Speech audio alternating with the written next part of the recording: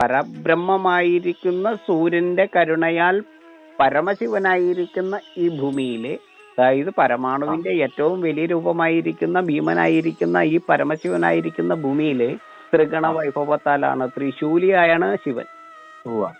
ത്രിശൂലധാരിയാണ് ശിവൻ, അതായത് ത്രിഗുണിയാണ്. ത്രിഗുണം നിറയേണ്ടതുണ്ട്. ത്രിഗുണത്തിൽ ഏതെങ്കിലും ഒരു ഗണത്തിന് ക്ഷാമം വന്നാൽ അതിനെ ക്ഷേമപ്പെടുത്തുന്നതിന് വേണ്ടിയിട്ടാണ് ക്ഷേത്രയന്ത്രം, ക്ഷേത്രങ്ങൾ. ആ ത്രിഗുണിയാണ് കൂവളം. കൂവളം കെട്ടിടം, നാരകം നട്ടിടം. നരകം നട്ട പോലെയാകും. അത് ത്രിഗുണം നഷ്ടപ്പെട്ടാൽ, ഏതെങ്കിലും ഒരു ഗുണം നഷ്ടപ്പെട്ടാൽ അവിടെ നരകത്തെ നട്ടതുപോലെയാകും എന്നാണ് പ്രമാണം. ഇതാണ് ആ പ്രമാണത്തിന്റെ അന്തസത്ത അല്ലേ? അതെ അതെ. നാരകം നട്ടിടം എന്ന് വെച്ചാൽ, നാരകം എന്ന് പറഞ്ഞാൽ നരകം നട്ട ഇടമാകും കൂവളം ഇടം.